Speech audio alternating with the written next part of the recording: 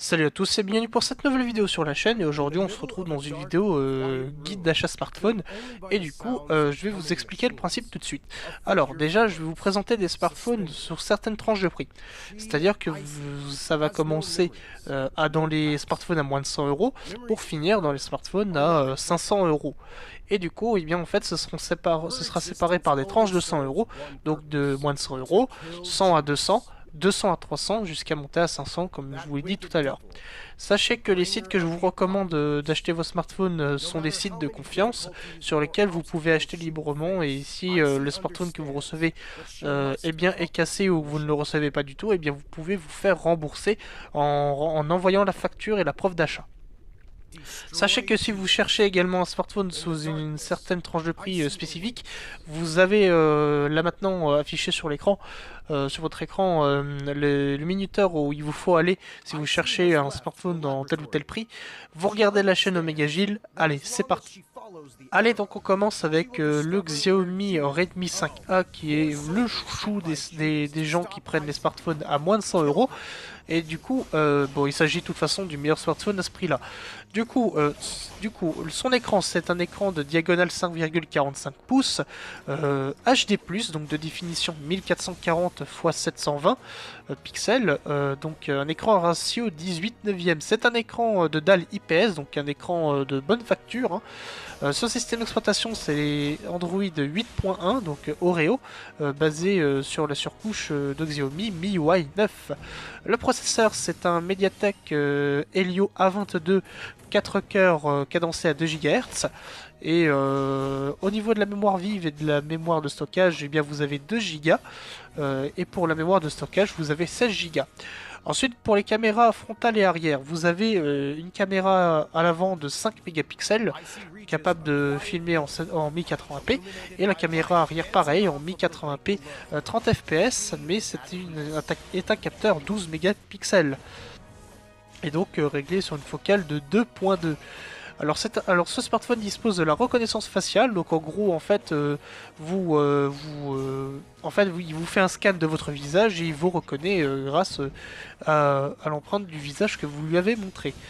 Du coup, en ce qui concerne les cartes SIM, alors il dispose de deux slots pour des cartes nano SIM, mais vous pouvez avoir le choix. Soit vous mettez deux cartes SIM, un pour le quotidien et un pour le professionnel, ou bien une carte SIM et une carte micro SD, sachant que vous pouvez utiliser une carte micro SD de maximum 256 Go. Alors ce smartphone ne dispose pas de la 4G française, mais vous pouvez quand même avoir la 4G quand même parce que bah, elle sera juste un peu moins bonne tout simplement. Ensuite vous avez le Bluetooth 4.2, donc vous n'avez pas le 5.0, donc la qualité audio sera amoindrie si vous écoutez du qualité CD ou des fichiers de très très bonne qualité. Maintenant, on va passer dans la tranche de 100 à 200 euros. Donc, j'ai deux smartphones à vous proposer, mais cette fois-ci, on va commencer par le premier, donc le Xiaomi Redmi 6, qui est le grand frère du Xiaomi Redmi 6A.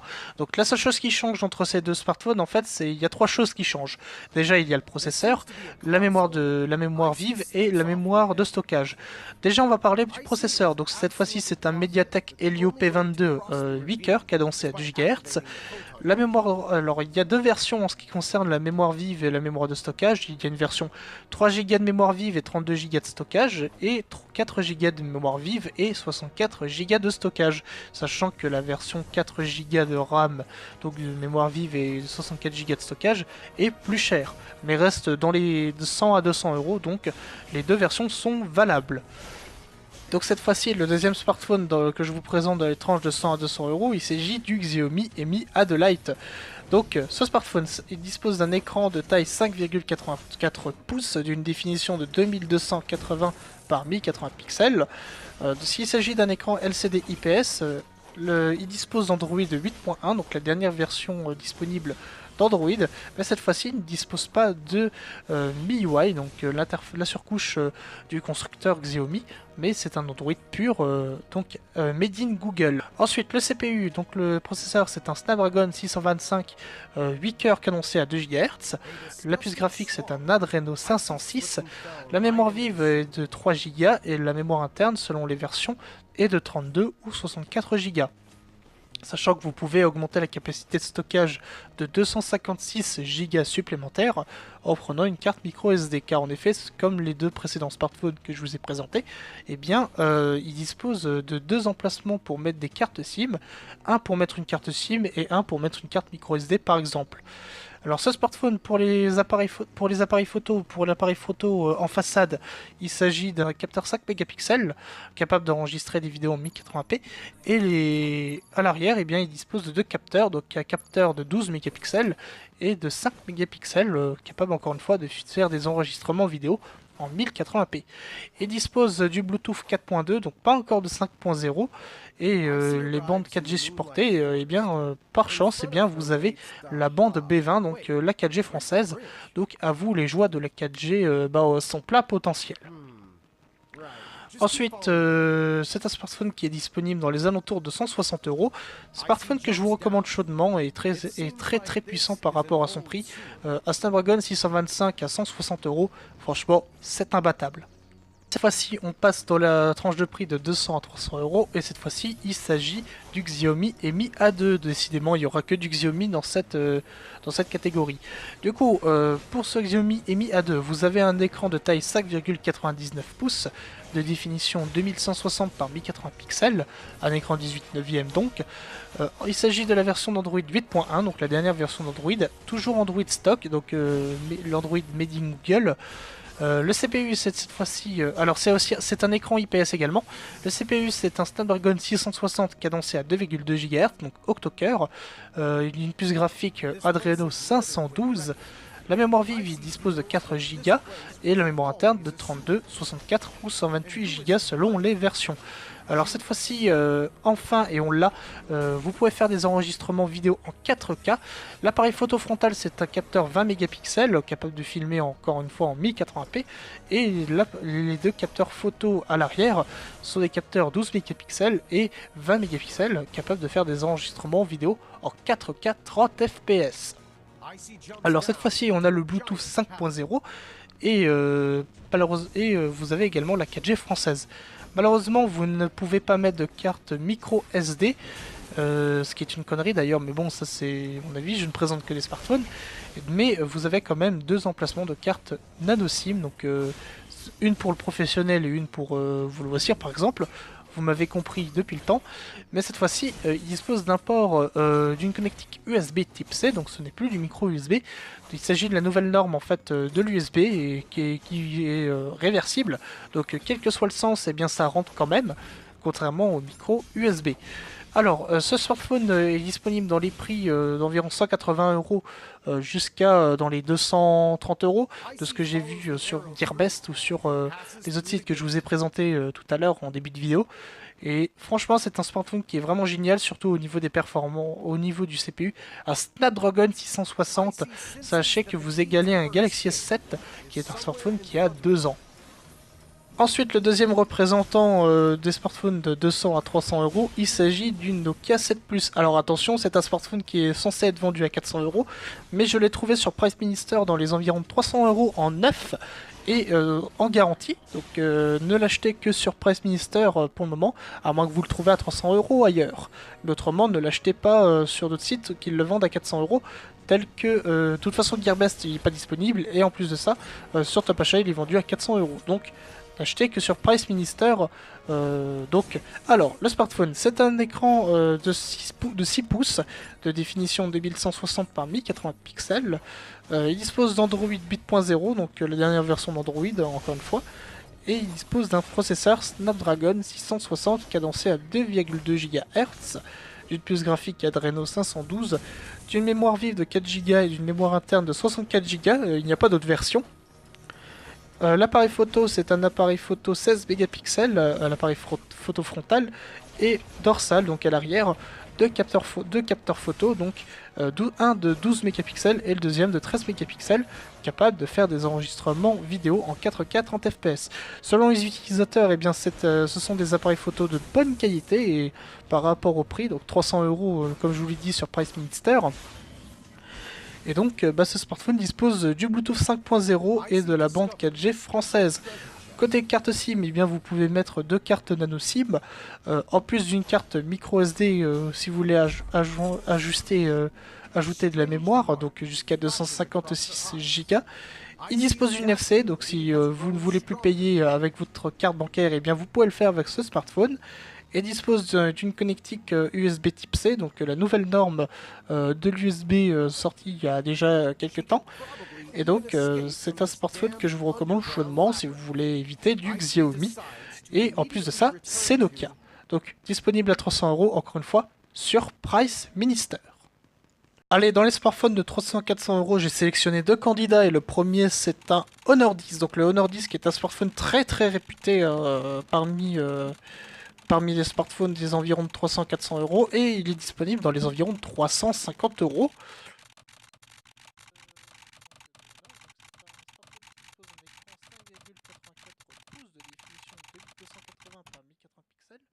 Au ratio 19 neuvième, hein, donc c'est un écran 1 en coche. Il dispose d'Android 8.1 avec la surcouche Emotion UI, donc de Honor. Il dispose d'un processeur Kirin 970 à 2,36 GHz, d'une puce graphique Mali G72 MP12, donc 12 cœurs, d'une mémoire vive de 4 Go et d'une mémoire interne de 64 ou de 128 Go. Par contre, si vous voulez l'étendre, vous ne pourrez pas car ce smartphone ne dispose pas d'emplacement pour mettre des cartes micro SD. En ce qui concerne l'appareil photo, il s'agit d'un appareil photo frontal 24 mégapixels, capable de faire des enregistrements 4K, comme les appareils photo dorsaux. Le premier capteur est un capteur 16 mégapixels et le deuxième à 24 mégapixels, aussi capable de faire de la 4K dans de bonnes conditions. Alors en tout cas, en termes de qualité photo, elle est correcte sans plus, hein, selon des tests. Malheureusement, eh bien, ce smartphone ne dispose pas du Bluetooth 5.0, mais du Bluetooth 4.2. Mais si vous n'utilisez pas de casque sans fil, eh bien, ça n'aura quasiment pas d'impact. Alors, dans les bandes 4G, eh bien, il dispose de la 4G française, sauf de la bande 700 MHz qui est aussi française, mais vous n'aurez aucun problème du point de vue 4G de ce côté-là. Alors par contre, il dispose également de 2 emplacements pour mettre 2 cartes SIM, du NFC, encore une fois, si vous voulez acheter, si vous faites des achats sans votre carte bancaire, et bien vous pouvez le faire également, d'un port USB-C type C pour recharger votre smartphone. Et ce smartphone eh bien, est disponible dans les environs de 350 € sur Gearbest et sur Price Minister. Le deuxième candidat a passé dans la barre des 300 à 400 € et il est trouvable dans les environs de 320 à 350 €. Il s'agit de l'Asus Zenfone 5Z. Donc c'est un smartphone qui mise cette fois-ci, contrairement au Honor 10, aux performances. Donc c'est un Snapdragon 845 qui est dans la bête, donc le plus puissant processeur disponible sur Android à l'heure actuelle. Bon, parlons de sa fiche technique. Donc l'écran, c'est un écran de 6,2 pouces, donc très très grand, donc faites attention si vous cherchez un smartphone de petite taille, bah, c'est raté avec ce Zenfone 5Z. D'une définition de 2246 par 1080 pixels, c'est un écran LCD IPS de qualité correcte sans plus par rapport à ce qui se fait dans les 300-400 €. C'est tout de même meilleur que ce qui se fait dans les smartphones de 200 à 300 € que je vous ai présenté, mais bon, c'est pas le sujet. Et donc, comme je vous dis, il dispose d'Android 8.0, donc Android Oreo, avec l'interface Zen UI qui est propre au smartphone Asus. Le processeur, c'est un Snapdragon 845 cadencé à 2,7 GHz, d'une puce graphique Adreno 630. Il dispose d'une mémoire vive de 6 Go et d'une mémoire interne donc de stockage de 64, 128 ou 256 Go selon les versions, sachant que de la version dont je vous parle qui est à 350 € environ, c'est la version 64 Go. Sachez que vous pouvez également augmenter la capacité de stockage avec l'aide d'une carte micro SD de 256 Go supplémentaires. Les appareils photo, alors je vous préviens tout de suite, c'est des appareils photo qui sont considérés comme vraiment moyens et même moins bons que ceux du Honor 10 d'ailleurs. L'appareil photo frontal, c'est un capteur 8 mégapixels et les appareils photo dorsaux, le premier capteur c'est un 12 mégapixels et le capteur 2 c'est un 8 mégapixels capable de faire des enregistrements vidéo en 4K. Il dispose du Bluetooth 5.0 contrairement au Honor 10, de la bande française 800 MHz, donc encore une fois comme le Honor 10. et il dispose, vu qu'il dispose, comme tous les smartphones qui se respectent actuellement que je vous ai présenté, de 2 emplacements pour mettre des cartes nano SIM. Il dispose d'une NFC, donc encore une fois, vous connaissez la chanson. L'USB Type C pour le port de recharge et est disponible, comme je vous l'ai dit, dans les environs de 350 €, surtout sur Gearbest et sur Price Minister. Et donc pour finir cette vidéo, on passe dans la tranche de 400 à 500 €. Et cette fois-ci, je n'ai pas non 2, mais 3 références à vous proposer. La première, il s'agit du Xiaomi Mi Mix 2S. Donc un smartphone que je trouve vraiment excellent pour son prix. Ce smartphone dispose d'un écran de taille 5,99 pouces de ratio 18/9. C'est un écran LCD IPS de définition 2160 par 1080 pixels et dispose d'Android 8.0, donc la dernière version d'Android, et de l'interface maison Xiaomi MIUI. Le processeur, c'est un Snapdragon 845 cadencé à 2,8 GHz. La puce graphique est un Adreno 630. Il dispose d'une mémoire vive de 6 Go et d'une mémoire interne de 64, 128 ou de 256 Go. Par contre, il ne dispose pas d'emplacement pour ajouter une carte micro SD. Alors, les appareils photo. Alors, on va passer par l'appareil photo frontal. C'est un appareil de photo de 5 mégapixels. Et les appareils photo dorsaux, c'est un double capteur 12 mégapixels capable de faire des enregistrements vidéo en 4K. Alors, dans les tests, il s'agirait de capteurs photo assez moyens, en basse lumière notamment, ou c'est tout simplement mauvais. Alors, le Bluetooth, c'est un Bluetooth 5.0.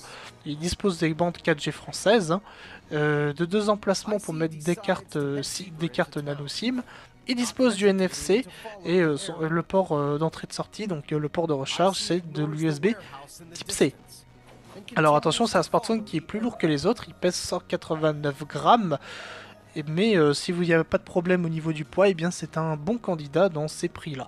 Donc disponible dans les environs de 400-450 € selon les versions de mémoire que vous prenez. Alors le deuxième smartphone dans ces prix-là, donc de 400 à 500 €, il s'agit du OnePlus 6, le dernier né de la marque OnePlus, qui se fait connaître de plus en plus. Alors ce smartphone, il dispose d'un écran de 6,28 pouces, donc très grand encore une fois, donc petite poche ou petit gabarit s'abstenir, d'une définition de 2280 par 1080 pixels. Alors autre chose, eh bien cet écran n'est pas un écran LCD IPS, mais un écran OLED, donc les meilleurs écrans qui se font actuellement. Donc en termes de qualité d'image, eh bien vous êtes servi. Ensuite, il dispose d'Android 8.1, donc la dernière version disponible, et dispose d'une interface Oxygen OS, donc la surcouche propriétaire de OnePlus. Il dispose d'un processeur Snapdragon 845 cadencé à 2,8 GHz, d'une puce graphique Adreno 630, de 6 Go de mémoire vive et une mémoire interne de 64, 128 ou 256 Go. Vous ne pouvez cependant pas étendre cette mémoire avec une carte micro SD puisque le OnePlus 6 ne gère pas les cartes micro SD. Ensuite, les appareils photo. L'appareil photo frontal, c'est un capteur 16 mégapixels, contrairement aux capteurs dorsaux dont le premier est un 16 mégapixels et le deuxième un 20 mégapixels. Vous pouvez faire des enregistrements vidéo en 4K, des enregistrements qui sont convenables pour ce prix-là.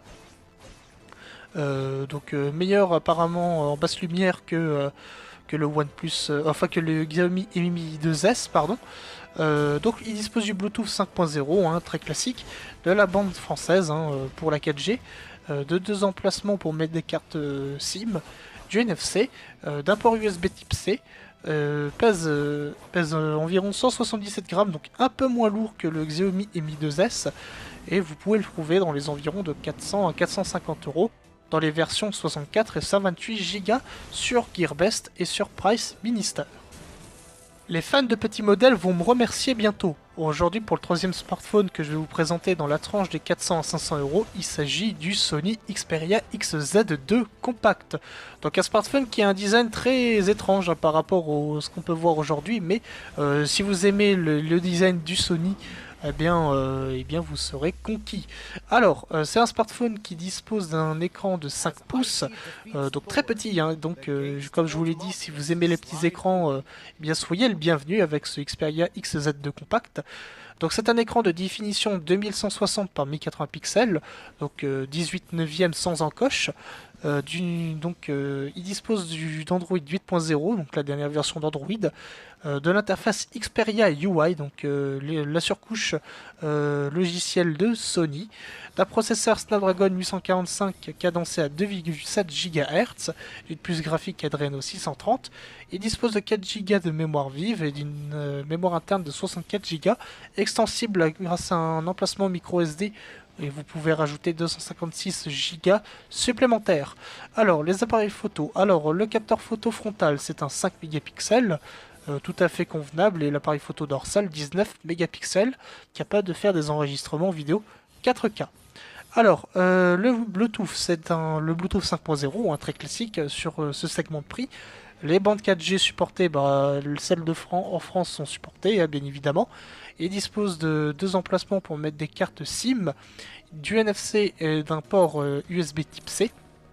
Alors la seule chose qui va changer par rapport à d'autres smartphones que je vous ai présentés où ils ont des batteries de 3000-3300 mAh, eh bien la batterie du XZ2 compact est de 2870 mAh. Le poids est de 168 grammes, donc assez lourd pour son gabarit, mais bon, ça impactera pas grand chose en réalité. Et bien entendu, il est trouvable sur Price Minister, uniquement, dans ce que j'ai vu, dans les environs de 400-450 euros, ou même trouvable en dessous de 400 euros, mais bon, comme je le trouve dans les 400-500 euros, il est dans cette tranche de prix. Voilà, cette vidéo se termine, j'espère qu'elle vous aura plu et que vous aurez trouvé votre prochain modèle de smartphone. Et donc si c'est le cas, eh bien n'hésitez pas à vous abonner et à liker la vidéo, c'est gratuit, ça me fait plaisir et vous pouvez suivre mes prochaines vidéos dans le futur. Et donc en attendant, je vous dis salut à tous et à la prochaine. Tchuss!